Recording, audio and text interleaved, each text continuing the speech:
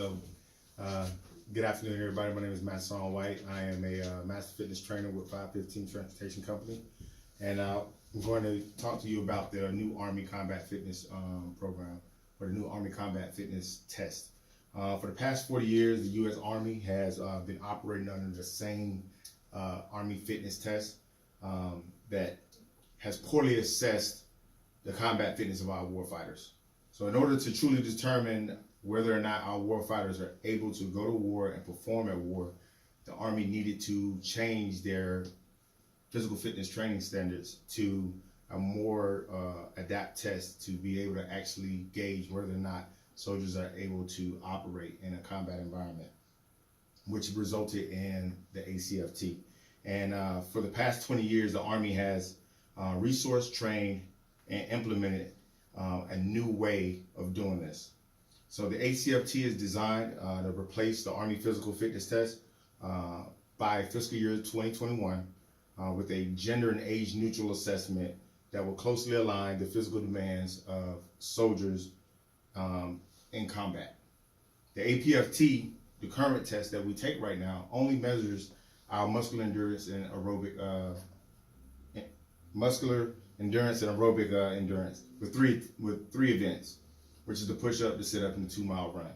However, the ACFT is a 6-event test that will gauge the muscular strength and the endurance, the power, their speed, the agility, the aerobic endurance, the balance, flexibility, coordination, and reaction time of soldiers in a combat environment.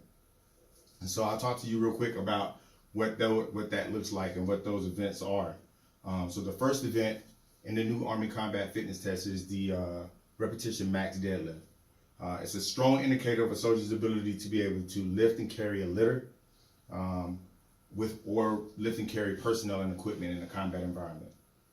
The requirement in order for you to actually test this is to utilize an Olympic-sized hex trap bar, 60 pound in weight, with a 16-inch loadable sleeve at the ends of each sides of the trap bar, and that'll fit bumper plates, weighted bumper plates on them. The soldier has 2 attempts to lift as much weight as they can with 3 continuous successful repetitions. The heaviest reps are what's recorded. So the second event is the standing power throw. Standing power throw will gauge the explosive power of the upper and lower body, and which is required for soldiers to be able to throw equipment on or over their shoulders, to assess the battle buddy over a wall in combat, or to throw a grenade. In order to also test this, you have to have a 10-pound weighted medicine ball that's Kevlar coated. You have to have cones, a measuring tape, and PVC pipe or measuring stick to be able to actually gauge where the ball impacted at to measure it off to the side with the tape. You're allowed 1 practice throw and then 2 throws for record. But in those 2 throws for record, the soldiers are allowed 2 faults max. In the event that they fault both times in both record attempts, they will be given a 0 meter throw. So if I throw the ball the first time and I fault, that's just 1 fault and it's not recorded. If I throw the ball again a second time and I fault, then I get a 0 recorded throw, and then I get my second attempt. And again, the furthest throw of a point of impact is what's recorded. The third event is the hand release push-up, which gauges a soldier's ability to be able to exert force or power into the ground while engaging in hand-to-hand combat, in order to push themselves from a prone fighting position and maneuver across a battlefield. So no equipment has to be involved with this, just a motivated soldier, their body, and it's highly recommended that the soldier has a strong core. The fourth is the sprint, drag, and carry, which will gauge the muscular power and endurance, the strength, and the aerobic capacity needed to react quickly to direct and indirect fire in a combat environment. And this is to build also hasty fighting positions. And what's required in order to test this is a 25-meter lane with cones, a nylon sled with handles, 2 45-pound bumper plates inside of that nylon sled, and then 2 45-pound kettlebells. The fifth event, the fifth event is the leg tuck. The leg tuck requires that you have a suspended bar, such as like a pull-up bar, that's 1.5 inches in diameter, and it's required that basically this will gauge whether or not a soldier is able to lift themselves over a wall or to pull themselves up to an object. So the requirement is that the soldier would have to, at a fully suspended body position, lift their knees and their thighs up to their elbows. So that means slightly bending at the elbow and then bringing the lower extremity of the body up to meet the top extremity of the body.